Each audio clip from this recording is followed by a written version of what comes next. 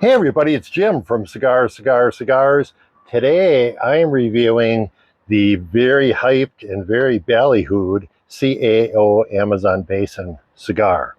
And interesting story how I came upon getting a couple of these is I'm planning to do a series of humidor tours.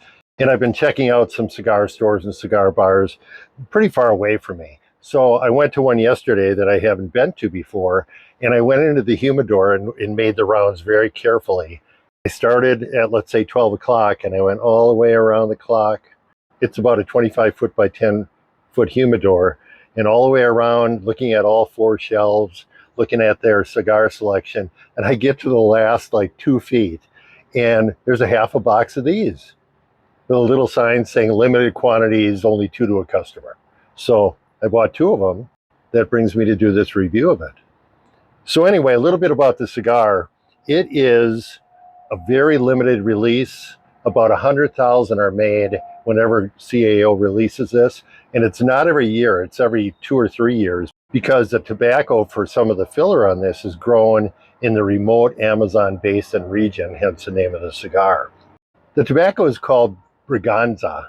That's a Portuguese term for this tobacco, but it's very, very rare. It's grown organically in the Amazon Basin and very difficult to get to and so forth. When they harvest this, which is only every 2 or 3 years, they roll it into logs and then let the logs ferment for 6 months and then put these logs into a canoe and take it up the Amazon River to the nearest port where it gets shipped to Nicaragua, and that's where the cigar is put together in Esteli. Only about 1/3 of the filler on the cigar is that Brazilian Amazon Basin tobacco. The rest of it is Dominican and Colombia filler, and then the wrapper is Ecuadorian and the binder is Nicaraguan. So it's really a 5 country cigar, and only one of those countries is Brazil. Nonetheless, if you've been on social media, I belong to a bunch of cigar groups. People are going gaga over this cigar right now. So I'm going to get it cut and lit up and smoke it down and let you know if that hype is all worth it. All right, far enough along in this Amazon Basin cigar to do a final report on it. And interesting flavor, very nice flavor to it. We'll go along with the people that say it's unique.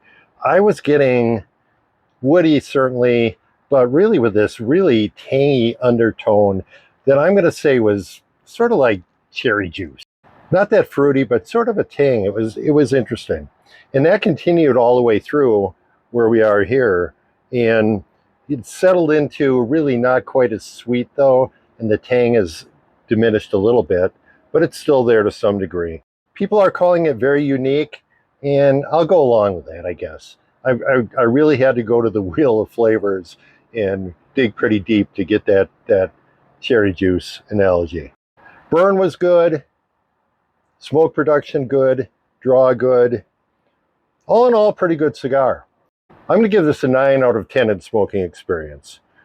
Body-wise, it was pretty medium. It had kind of a charred red pepper taste, but it kind of settled in and that went away after a while. Not a spicy cigar by any means. So I'm going to finish this up. I'm not quite sure what to do about the band. When I get that far, I guess I'll try to power through it and see if that works. Final verdict, I'm going to say it's a good cigar, very good cigar. Is it worth people going out of their way and going crazy and driving 100 miles to get like I've seen? Probably not. Come across one, give it a try. I wouldn't say this is one I'd buy a box of, to be honest with you. So I hope that kind of helps clear up the ballyhoo and hype about the cigar. Anyway, that's it. I will see you next time from Cigars.